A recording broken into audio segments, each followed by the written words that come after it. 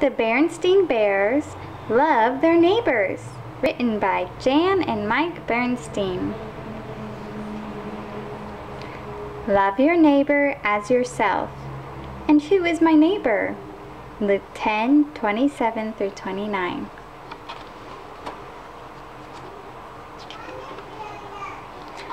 The Bear family was quite proud of their handsome tree home, and they worked hard to keep it neat and tidy. The trim was freshly painted, the front steps were scrubbed, and the windows were washed. The lawn was mowed, and the flower beds were weeded.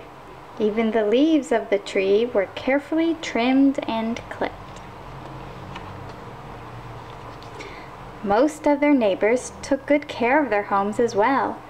The pandas across the street were even bigger neatniks than the bears. It seemed they were always hard at work sweeping and cleaning.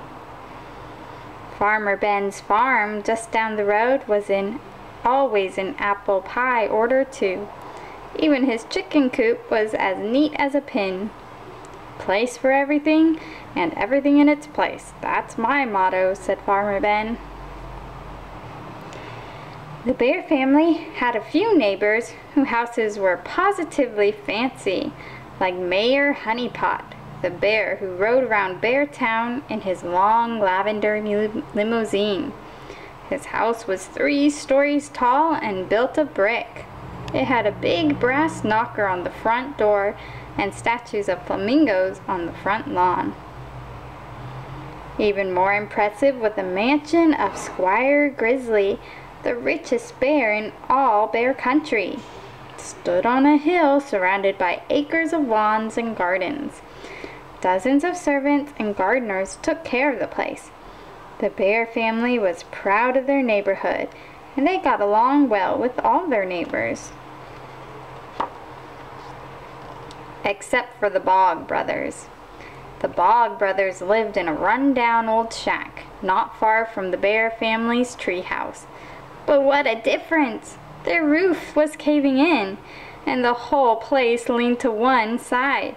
There was junk all over the yard. Chickens, dogs, and cats ran everywhere. A big pig wallowed in the mud out back. Those Bogg Brothers, Mama would say whenever she saw them. They're a disgrace to the neighborhood. Yes, agreed Papa. They certainly are a problem. One bright spring morning, the Bear family was working outside, cleaning up and fixing up, when the Bogg Brothers came along. They were driving their broken-down old jalopy. It made a terrific clanking racket. As they drove past the treehouse, one of the Bogg Brothers spit out of the car. It narrowly missed the Bear's mailbox. Really, said Mama, shocked.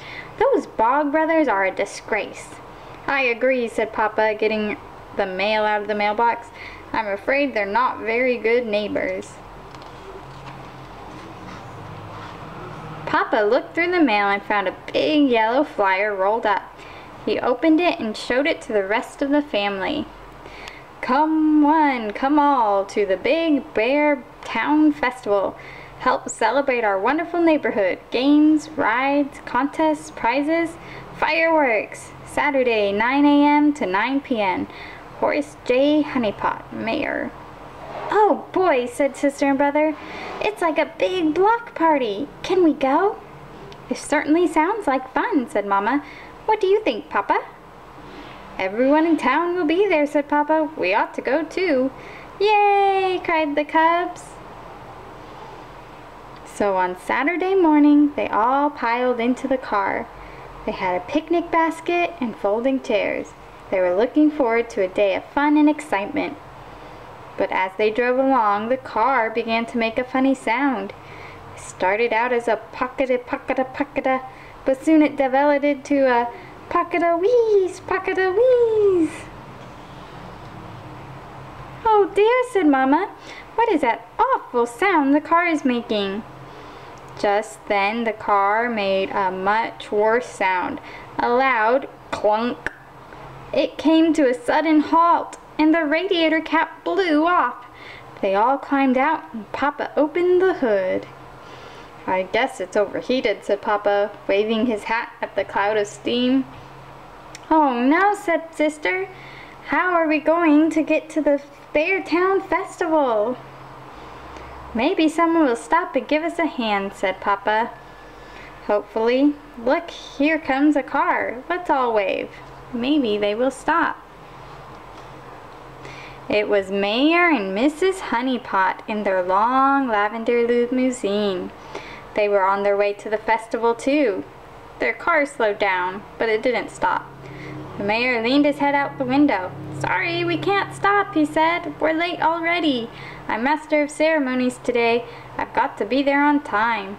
I'm sure someone will stop to help you." And he pulled away with a squeal of tires. Said Papa. "Maybe somebody else will come along." Soon another car did come along. It was Squire and Lady Grizzly, being driven to the festival in their big back Grizz Royce. They slowed down too. Lady Grizzly rolled down her window. "I'm afraid we can't stop," she said. "We don't have time. I am the judge of the flower arranging contest. We simply must hurry." And with that, they pulled away. "Maybe no one is going to stop," said Sister. "Maybe we're never going to get to the festival." "One of our neighbors is sure to stop and help us," said Mama. "After all, that's what neighbors are for."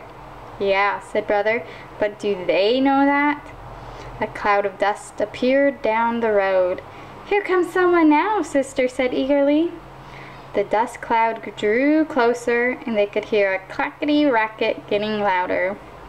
"Uh-oh," said Papa, shading his eyes and peering down the road. "If that's who I think it is." It was the Bogg Brothers. They came clanking up in their rickety old jalopy and screeched to the halt. First one, then another of the Bogg Brothers came climbing out. "Howdy," said the first Bogg Brother. "Hello there," said Papa. "I'm Lem," said the first Bogg Brother. "I can see you're having some trouble with your vehicle." "Well, yes, we are," said Papa. "Maybe we can give you a hand," said Lem. "That would be very neighborly of you," said Papa.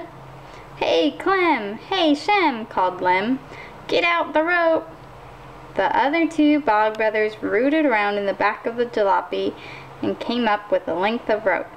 They hitched it to the back bumper of the car and tied the other end around the front bumper of the Bears' car. "All aboard," said Lem.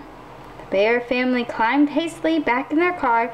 The Bogg Brothers pulled away, towing the Bears' car behind them. "Where are they taking us?" asked Mama. Papa shrugged. "At least we're moving." Brother and Sister hoped the Bogg Brothers weren't taking them down to their old shack. They didn't want to meet that big pig. They soon pulled into a run-down old filling station.